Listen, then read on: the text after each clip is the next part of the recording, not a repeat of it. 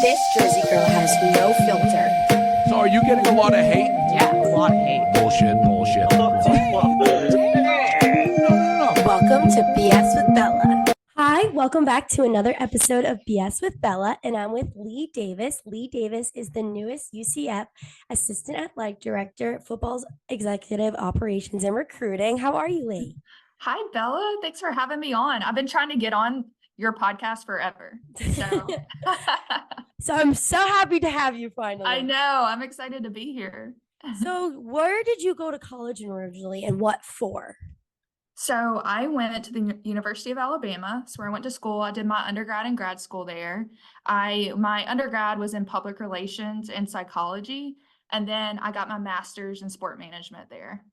Did you ever picture yourself going into like football recruiting, or did you have like a different path you wanted to take in sports? That's a great question. So yes and no. So my dad's a high school coach. And so I've just grown up around football. It was my entire life from the time I was born until I got to college. And I just love the game of football so much.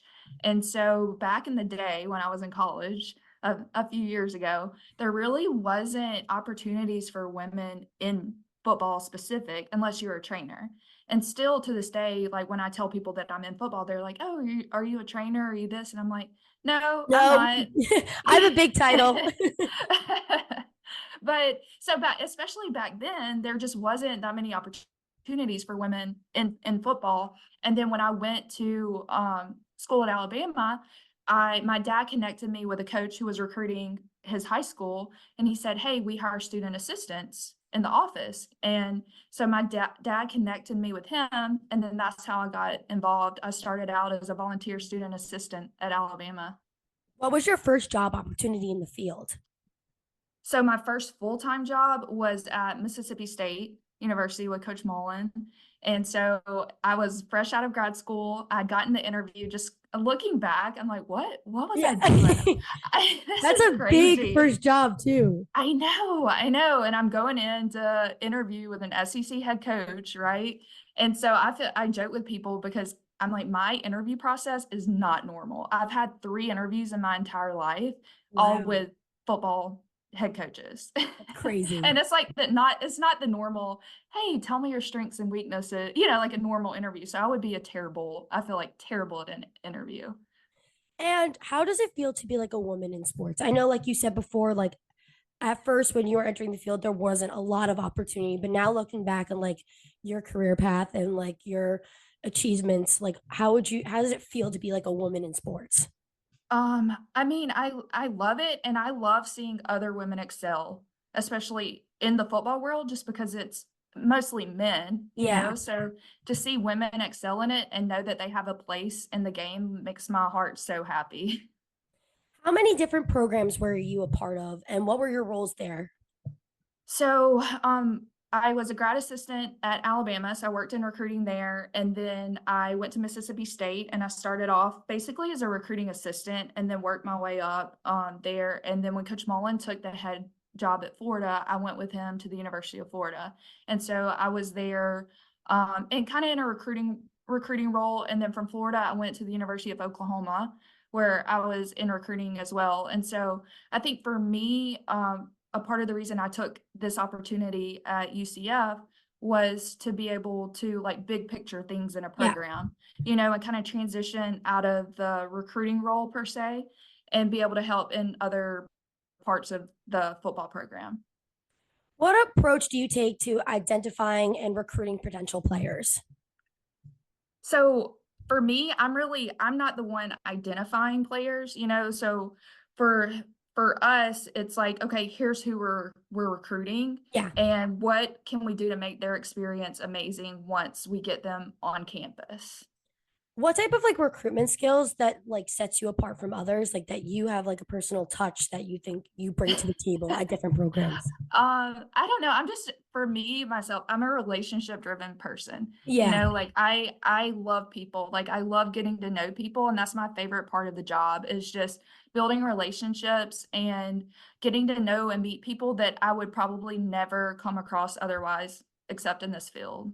So I feel like that's my just favorite part Is of the building job. relationships over like a Yeah, and I've business met deal. so many, yeah, I've met so many just amazing people that have helped me and supported me and are a big part of my life today. How do you build relationships with potential recruits and their families? Like you said before, relationships are really important with you than just kind of like a business deal type of thing.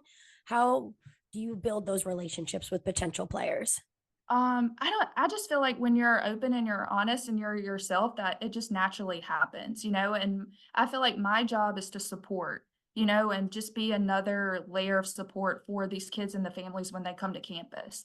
And I want them to succeed. I want them, whatever they want to do in life, I want to help them get there. Do you have any future plans? Like, do you see you doing this the next like 20 years down the line? Or are you kind of just like seeing where the ball rolls? Like you said, you've been like Yeah, I think this area. yeah, that's so funny because people ask me that all of the time, and I just feel like I'm living my dream. Like every Yeah. day, when I come to work, I love what I do, Mhm. and it just makes me happy. I love being part of something bigger, and I love the game of football. So to do this as a job is, just like a pinch me moment. And I think maybe ultimately I would love to get on the administrative side of things and be an associate AD with Yeah. football oversight. I think maybe that's the end goal, but I'm just loving life right now. Can you walk us through like a step process through your day when it comes to game day? What did you do basically at Oklahoma and what are you going to do at UCF? Yeah, so UCF TBD, I'm not really sure yet. I'm just here to help, however I Yeah. can and support whoever in the program I need to support. So at Oklahoma, from start to finish with a recruit's experience, I was in charge of. And so for home games, we would have kids on campus and we would have a photo experience and they would eat a meal and they would be able to hang out with the coaches and maybe tour if they needed a tour and then go out and experience game day at Oklahoma Yeah. and on the field pregame. So I looked at it, I was in charge of their experience there from start to finish. What role does communication play when building all these strong connections with recruits? Are you mostly in touch with families like over like messages? Are you through social media? How do you kind of like maintain your connection, like communication I with players? feel like both. So a lot of the kids and their family I follow on social media just to keep up with them. Yeah. And so I'll message them or even text message. They all have my number, and if they need anything at all, they know that they can reach out. And if I don't have the answer, I will find the answer To for find them. someone else. Yeah, someone will know. Do you have any memorable experiences at OU? I know you kind of just left there, but do you have any memorable like success stories from recruiting that ended up like, the kid Um, came and Let me see. Okay, so I do have a funny story from there. This past year, so we had a big weekend there. It's called Champion Barbecue, and we brought in 30 official visits, which is it's crazy. crazy? So Yeah. yeah, so in charge of 30 different families to come in, and it's a Thursday night, and I just would when people traveling because it's 30 families that are traveling in. So most of them are flying, some are driving, but they, just want to make sure everybody gets in when they're supposed to get in, especially the flights. So we're tracking the Yeah. flights to make sure nothing's delayed. And it's Thursday night around 1 a.m. and I kept my phone on me just in case there's any issues. Yeah. And I didn't, it rang. I guess I was still asleep. It rang a second time. And I'm like, oh gosh, what's going on? And it was one of our signees. His flight, he actually signed with Oklahoma, but his flight had gotten canceled. Oh. Like, You're yes, like, oh like no. like completely canceled, and there were no flights to get him in the next day. It was a mess. And I'm like, okay, rule number one, like I'm a problem solver. Yeah. And I'm like, okay. So I go into problem solving mode. I'm like, what can we do here? And luckily, our travel agent, she's the GOAT, she was up and she had seen it too. And so we got on the phone with the parents and we ended up, I don't even know how it all worked out, but we got them a Sprinter van to drive them to Norman Wow. instead of the flight. Yeah, it was crazy. But anyway, he ended up getting on campus, and having just a great experience. And he committed, I think, a couple of weeks later. It was Taylor Tatum, if Oh anybody's wow. wondering. Yeah, but I don't even know if I answered your question with that. But that was just kind of just Yeah. crazy story of just what you got to do sometimes to get people on campus, because he could have been like, you know what, my flight got canceled, I'm Cancel, I don't not want to coming. go. Yeah, and just giving him a reason to cancel on us. So I'm like, nope, you're getting here. How do you contribute to fostering like a positive team culture within the football program? I think it's just a product of who you're bringing in, you know, Yeah. and making sure that we're recruiting the right people and we're recruiting a good locker room. And it again, it's relationships, you know, and it's making sure beyond football, you know, just talking to them about life. Like we're here to help them, not just because they can play a game, but what are we doing to help them in life Yeah. for the person, not the player. So did you oversee like any of the financial side of any of the football recruiting at the other schools that you did? Like were you kind of touching on like the scholarship side or no, it was kind of just like here are the So not really options. not really the scholarship side of things, but we had a recruiting budget that we Yeah. tried to stay in budget. I Yeah. don't know if we always did the best job with that, but we tried. What Yeah. advice would you give to aspiring football players who are navigating the recruitment process? I think one of my advice I would give is just don't get frustrated, because everybody's journey is so different, you know, and we're in a day and age with social media where we compare, you know, we look at, you know, everybody's highlight reels on social media and want to compare our worst self to their highlight reel. So I would just say that everyone's journey is different. And just because you don't get an offer early on doesn't mean you're not going to get an offer.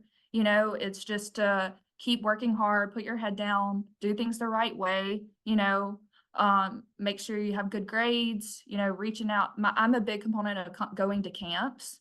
So Yeah. you're getting seen and you're in front of the coaches. And two, when you work with the coaches at camp, you know how they're going to coach you, you know, so that's important too. But my biggest thing is, you know, just everyone's journey is different.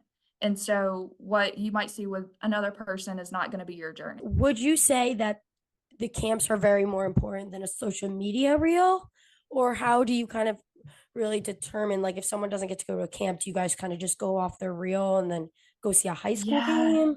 Or if they don't get the opportunity to go to camps, or are you guys kind of, I guess, from the other programs that you were in, were you guys strong on going to camps only?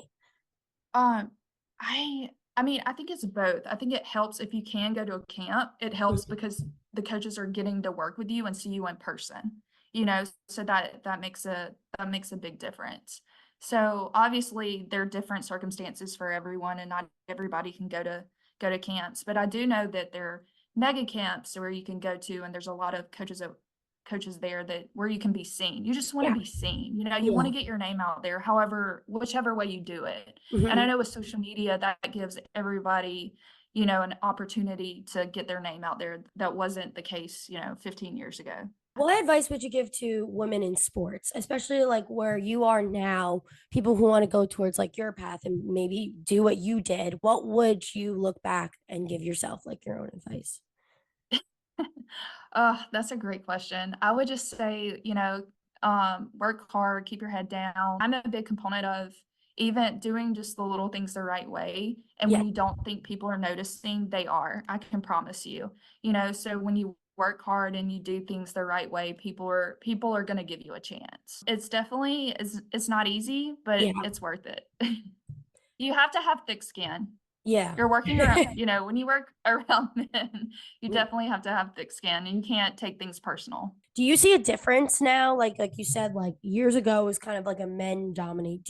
Have you been seeing a lot of change now, especially being in the business of more women being involved in like the college football experience and everything? Oh yeah, I think it's great. There's just so many more women in this business now. Like when I first started, like I was one of the first females to work full time in college football, you know, and now pretty much every single school has, you know, an on-campus recruiting role. And so like for me, like I to transition into this role, I want people to know like you can be a female in this business and you don't have to be in a recruiting role. Yeah. You can do whatever you want to do. You know, if you want to coach, you can coach. Yeah. You know, if you're you can the sky's the limit. You know, if you're good at what you do, you can do whatever you want to do. And I know how you said you bring in like a lot of creativity to the table. How do you stay updated on like the latest trends and developments in like football recruiting?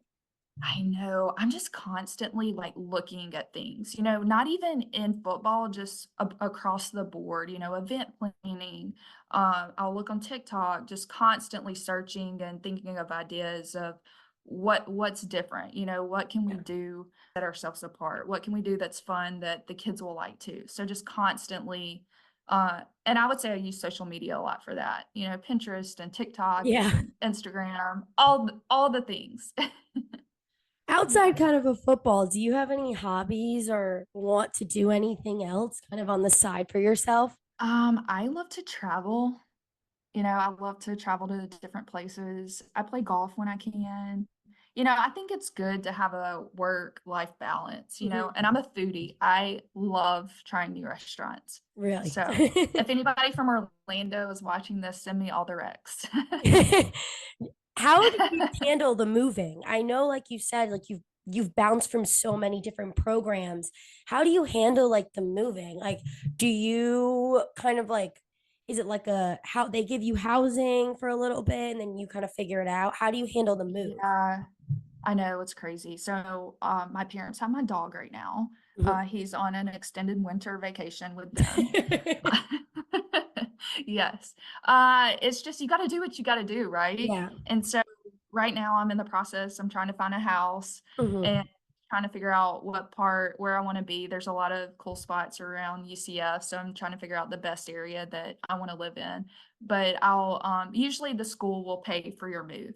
And so Oh, they'll give nice. you yeah, so they'll give you like a moving allowance. And so right now I'm in the process of getting all of my stuff from Oklahoma to Orlando and finding a place to live.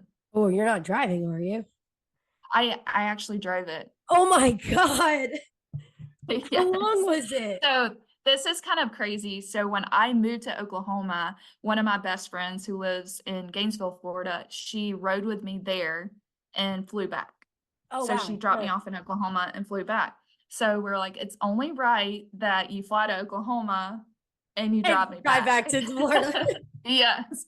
So I flew her to Oklahoma and she rode with me here a couple of Oh, weeks that's ago. awesome. Yes, and I've been very fortunate to work for really, really great people in this business. Coach Mullen's awesome. Coach Yeah, Venables that's is so awesome. cool. You know, Coach Malzahn is awesome. So it's really great. And really, when you're in this business and you work as much as we do, you want to surround yourself with great people. And I've been very blessed that I've been around really great people. Who would you say is like the coolest person you ever met?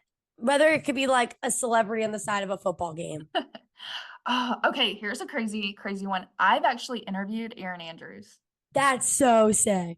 And that's sick. Yes. Yeah, it was definitely it was a cool A moment. cool, So I would cool say little that's like a experience. fangirl. Like I really I thought that was awesome. How'd you get that opportunity? So when I was at the University of Florida, we were doing a thing and she came on Coach Mullen's Instagram when that Oh, I was hosting. And so I got to interview her while she was watching practice, which is cool. oh, that's so cool. Yeah, Thank yeah. you, Lee, so much for coming on my podcast and telling us your experience and how you got to where you are today. I really appreciate you coming on. All right, thank you. I'll see you guys next week. This Jersey girl has no filter. So are you getting a lot of hate? Yeah, a lot of hate. Bullshit, bullshit.